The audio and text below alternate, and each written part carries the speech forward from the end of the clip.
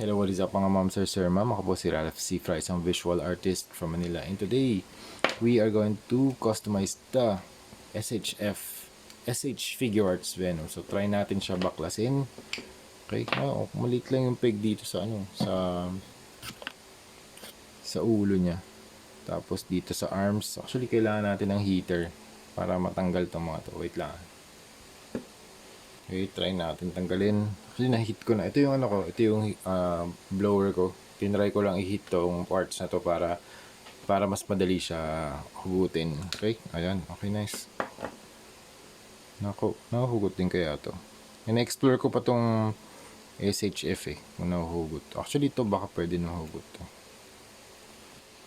Okay, na-disassemble na natin siya. Medyo challenging yung pag-disassemble dito kasi very delicate yung figure. So, ingat tayo sa pag-disassemble. Lalo na dito sa sa torso.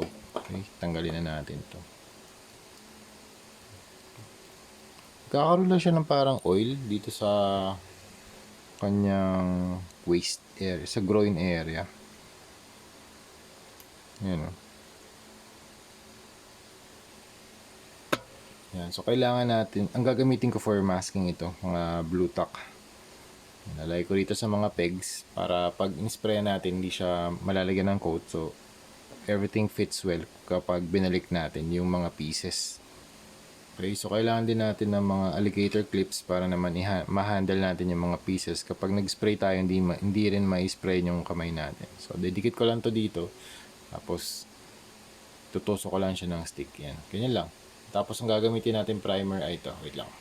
Yan, ito. Bosny number 4 flat black. Okay? So, yan. Ang gagawin nating type of coating ay dalawang multiple thin coat. So, one spray, leave it for about, ako ang gagawin ko, i-leave ko na siya overnight para mag-cure yung paint and talaga mag-stick yung pintura dito sa sa material. Tapos after nun, kinabukasan second coat tayo. Stain lang yung coats again. So yun lang muna. Sige, balikan ko kayo kapag ni-spray na natin. Ito na yung status ng ating Venom. Actually, nagsand ako ng konting-konti lang para dito sa mga veins. Mabawasan lang yung veins na sculpt do sa SHF na action figure natin. Dito rin sa likod, nagsand ako onte. Kasi request ni client na bawasan yung mga veins. So, yan. Pati dito rin nagsand din ako. Yan. Nabawasan lang natin. Yan. Saan pa ba? Ayun, dito rin sa sa stomach area. Binawasan din natin 'to. Para pag nag-paint tayo, hindi siya masyado naka-emboss. Okay, next step na gagawin natin, mag-mix tayo ng intense violet and purple from Hero Paints and Hero High Pigmented Water-Based Acrylic, Intense Violet and Purple. Ngayon, pwede kayo mag-mix ng tubig dito pag nakalagay, Water-Based Acrylic. Okay? Tapos, ang gagawin natin, mimix lang natin siya. Kasi yung Intense Violet, for some reason, siya? Lumabnaw. Kaya kailangan ko ng purple. Yung purple naman, medyo malapot. Para maayos lang yung consistency. Hindi siya masyado malabnaw, hindi siya masyado malapot. Gagawin natin dito, base coat. Hindi na muna dry brush yung ina-apply ko. Base coat muna. Ayan. So, para lahat ng area malagyan. Ang gamit kong brush dito ay makeup brush. Binigay sa akin ng wife ko. Shout out to my wife. Yan. Ito yung mga binibigay niya sa akin mga makeup brush na pwede rin pang customize ng mga toys. Gustong gusto ko to kasi siya, flat top brush siya. Tapos malawak din yung nasasakop niya na space. So mabilis yung turn around ng mga natin.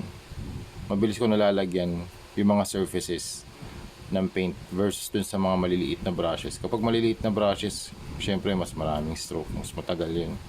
So hindi naman din natin muna ginagamit yung maliliit na brushes for detailing. Ang ginagawa ko, broad strokes muna. Broad strokes meaning large brushes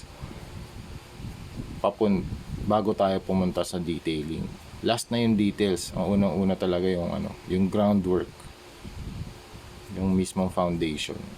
And then, we go to the detailing. So we will use large brush, tapos medium brush, tapos yung detailing na yung pinakamaliit na brush, yun yung gagawin natin. So gagawin ko to sa lahat ng mga pieces, tapos balikan ko ulit kayo. Next na color naman na gagamitin natin ay Hero Paints Cobalt Blue. Actually maubos na to, ubusin lang natin tong recent na stock ko, tapos move on na tayo dito sa bagong stock.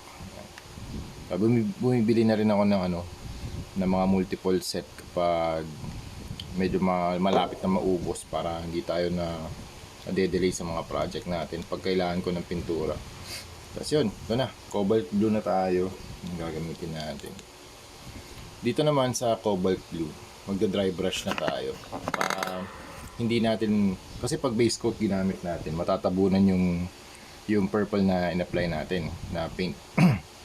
So ngayon, dry brushing gagamitin natin para yung purple may iwan pa rin on the deepest parts. So pag dry brushing, yan, lahat ng nakaangat na parts madadaanan natin. Ito na yung kulay blue na Marvel versus Capcom na Venom.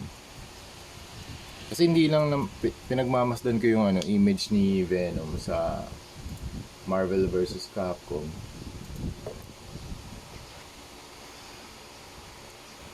Yan. Overall blue talaga siya. Pero tingin ko parang may hint lang ng lagyan lang natin ng hint ng purple. Undertone lang. Undertone. Yan. Kasi pag nag-dry brush naman tayo, matatabunan naman halos lahat yan. Magkakaroon lang siya ng undertone na purple. Yan.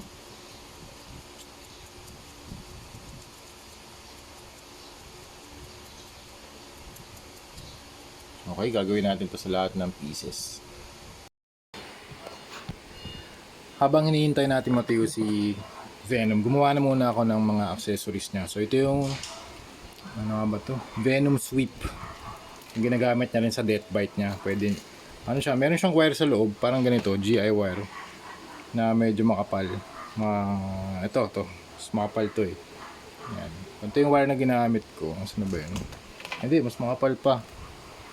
Mas makapal pa dyan. Siguro mga doble nito, doble ng ganito. Tapos ito yung iikot natin kay Venom. So kung nakatayo siya dito, yung action figure, mapapalibot natin to sa kanya. Bendable to. So gumamit lang ako ng mga paper bag para magkaroon siya ng volume. And yung sa dulo nito, plastic cup para magkaroon ng mouth. Tapos puro glue gun para magkaroon ng texture. Ayan texture. Ayan. Bendable siya. Pwede siya ipalibot kay Venom. Ito, meron naman tayong web ni Venom. Gagawin natin dito. Ipapalupot natin dito sa ito yung silhouette na puro web. Kapag nag-normal throw siya sa Marvel vs Capcom, pwede natin to ipalibot dito. Ayan, ganyan. Paikot natin ganyan. Ayan. Sprayan natin to mamaya ng black, gray, and white. Okay, tapos ano pa ba? Ito rin, mas mahabang version ng death bite. Kasi pwede natin to ipalibot sa kanya, paikot. Yan. Kaya kailangan mahaba eh. Yan. Something like that. Bendable lagi. Bendable para para modular siya. Kasi ito naman base.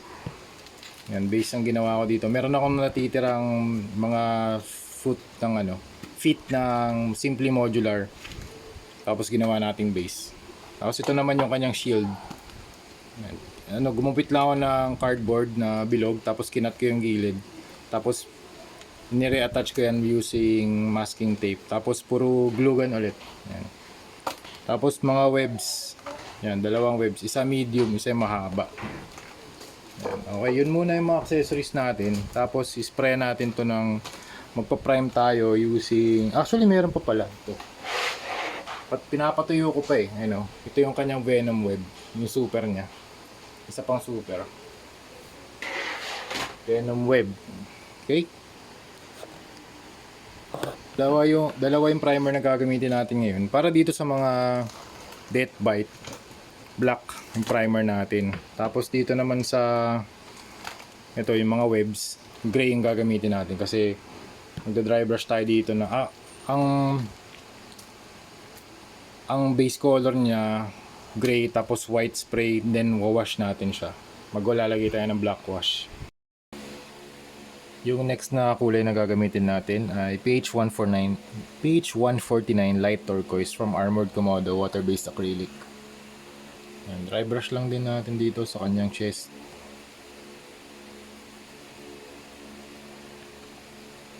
Yan, dry brush lang natin dito.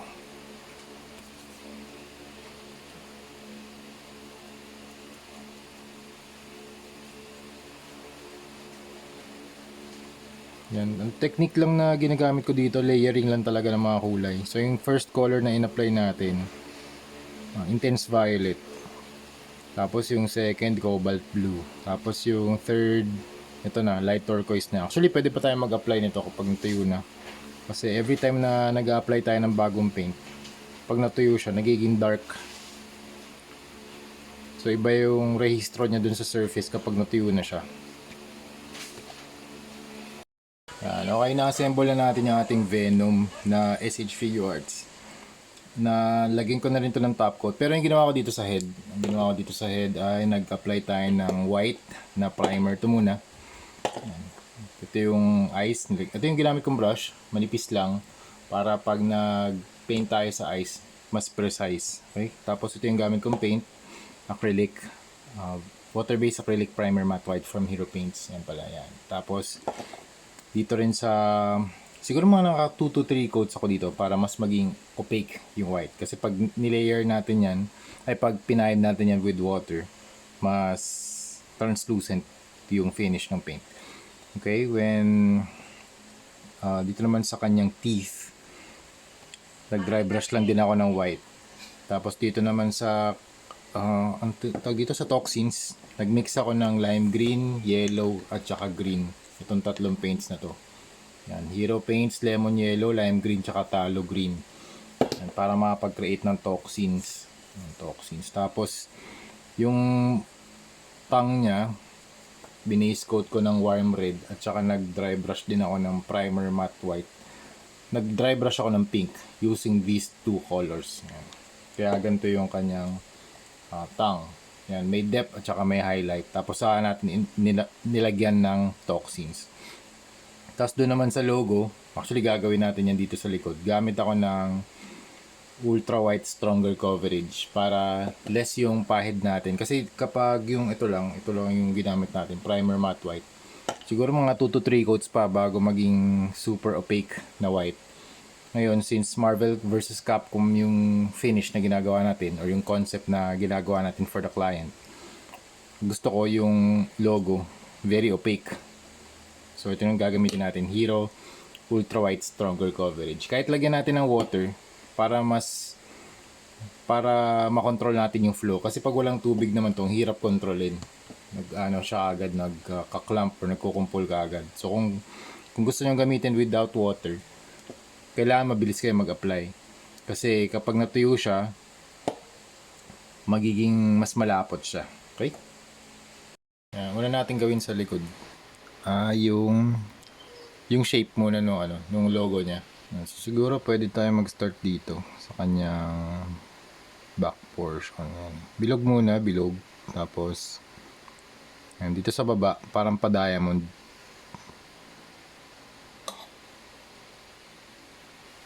Yan, extend natin dito sa baba. Actually, parang may shape na dito. Pa-diamond na yung shape niya. Susundan na lang natin yan.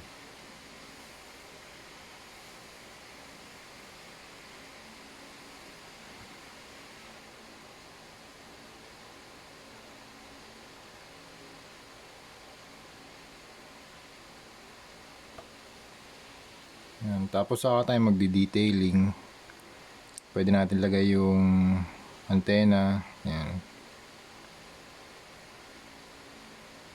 Saka natin lalagay yung mga legs. Yung legs, yan, yung mga legs, maglalagay tayo ng reference points para dun sa mga legs. So, una, dito, paangat. 1, 2, tapos 3. Yan. So, ang gagawin natin, i-connect lang natin yan. So 1, tapos 2, tapos yung pangatlo dito 3. Tapos didikit natin yan dito, dudugtong na natin yan dito sa ano, 4 na ginawa natin lines. Ngayon, ganun lang. Tapos gagawin din natin din sa opposite side. Okay, natapos na natin yung logo sa likod. Ito na siya. So we have the logo at the front. And then you have the logo at the back. So same lang yung ginamit natin na process. Kung ano yung ginamit natin na process dito, same lang. Tapos natatanggal din pala to, itong back part niya para ma-replace sa mga tentacles. Ayan, tanggalin lang natin. Tapos dito, pwede natin ipalit to, yung tentacles niya. Ayan. Maangas. Mas maangas tong ano, no, tentacles.